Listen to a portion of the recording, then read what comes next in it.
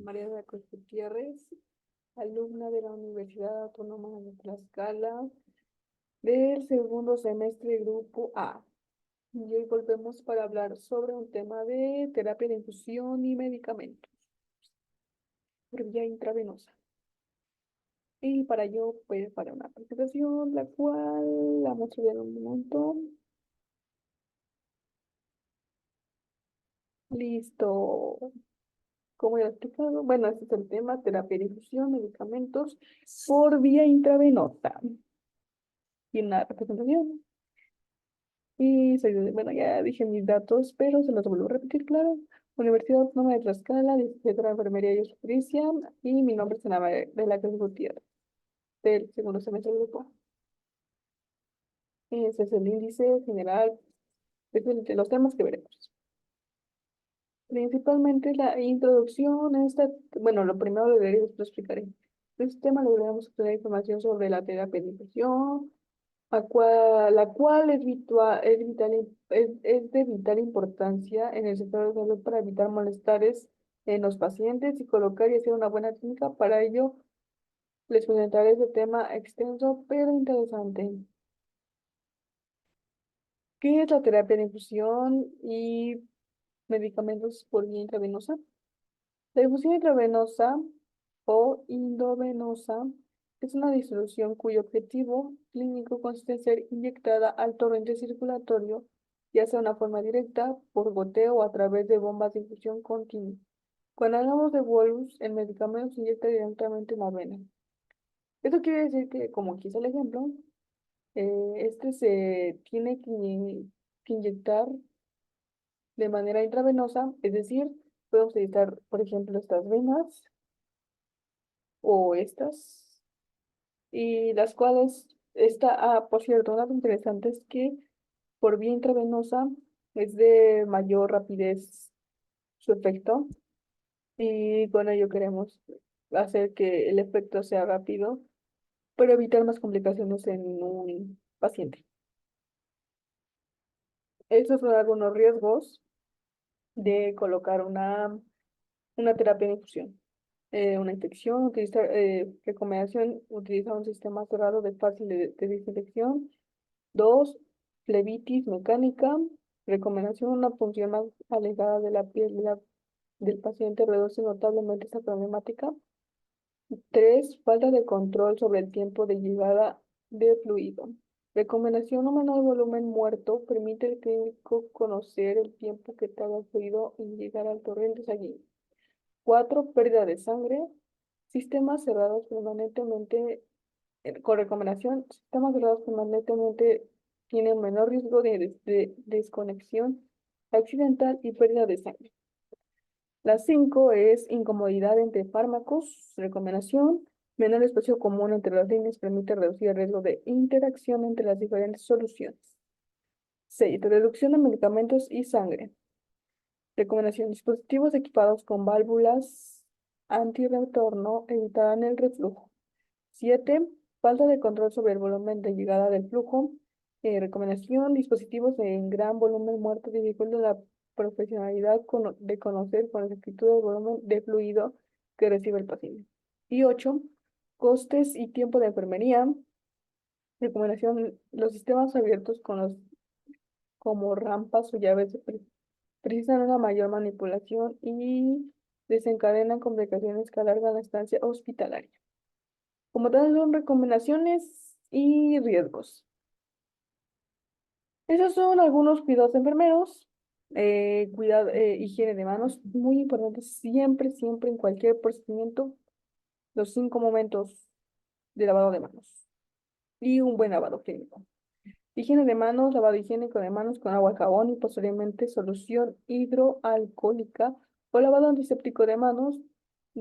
Ese es un antiséptico, doroxidina, y manipular lo mínimo indispensable del catéter y ponerse guantes estériles para cada manipulación y posición adecuada de cómoda del paciente y del personal.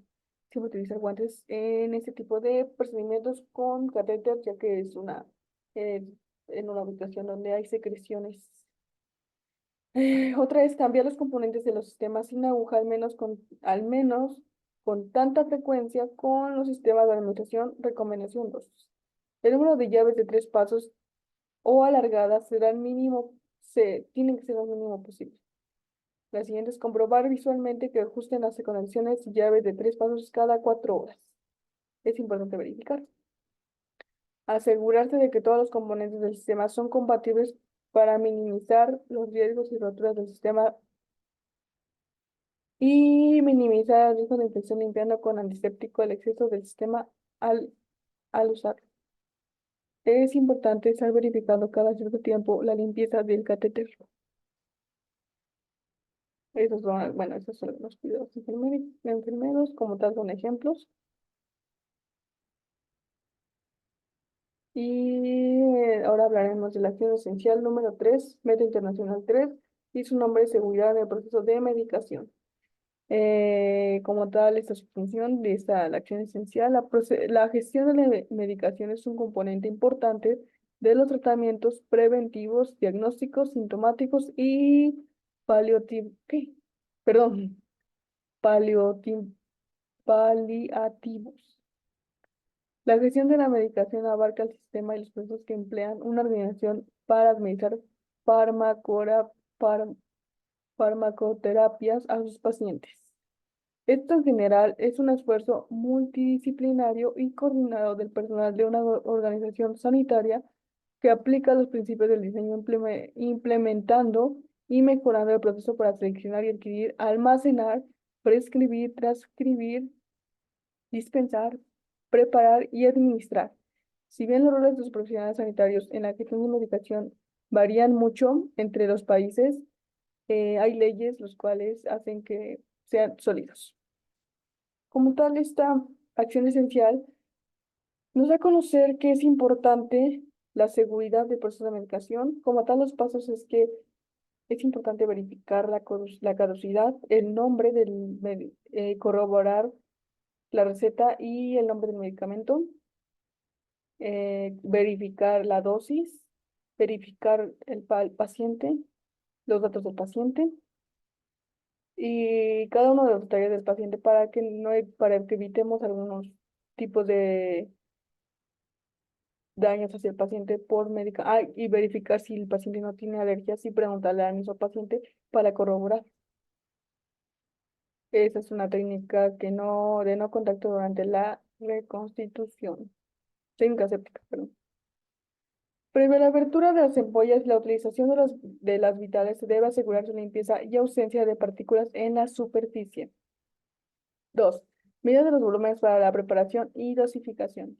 Para realizar la medida exacta de los volúmenes de solución de la reconstitución y de la solución inyectable o a dosificar en el paciente, siempre se utilizará la jeringa en el volumen más próximo al volumen necesario para asegurar una mayor precisión de la medida.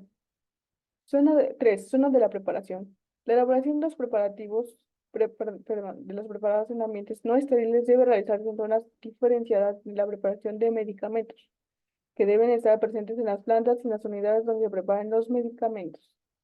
4. Identificación etiquetada. Las preparaciones deben ser correctamente identificadas y han de ser etiquetadas por el personal que las elabora.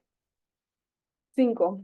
Higiene y desinfección. La manipulación durante la preparación de una de las fuentes de la contaminación más críticas.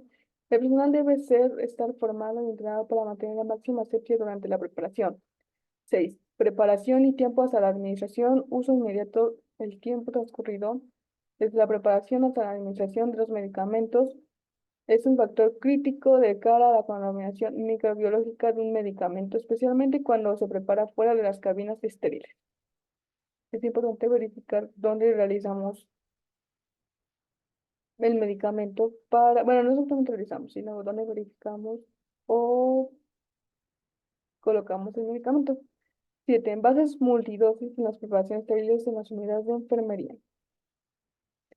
Como tal, esto es un procedimiento y estos es unos ejemplos de cómo se realiza. Manejo de la terapia endovenosa.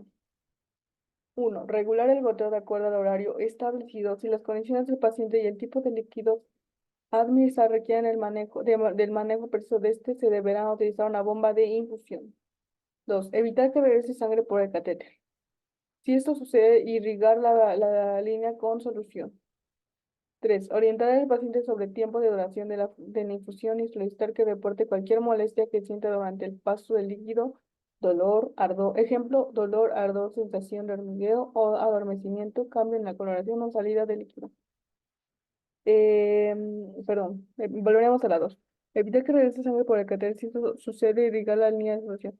Esto quiere decir que al colocar el catéter en donde se debería ubicar, en la vena, verificar que este no sangre, ya que esto puede, esto quiere decir que no está entrando el medicamento.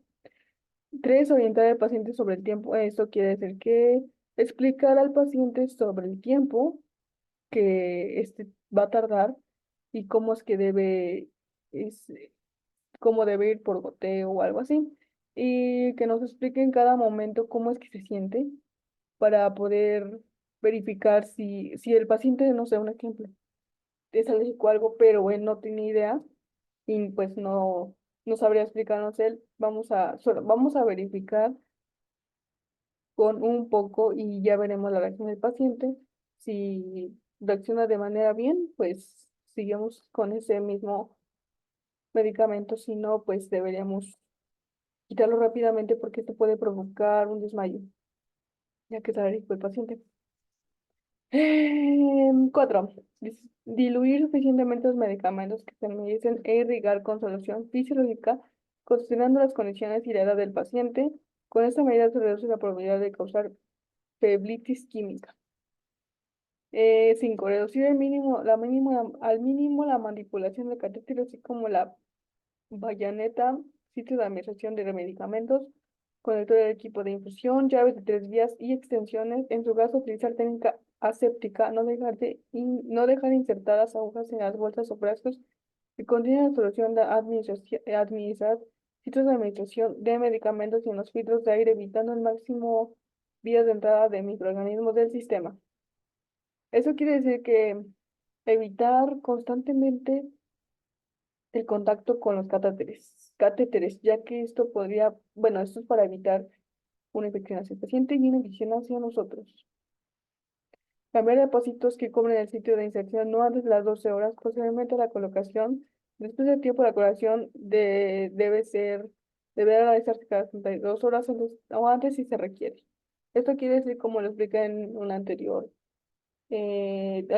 presentación, que es importante colocar antisépticos y estar verificando cómo está yendo.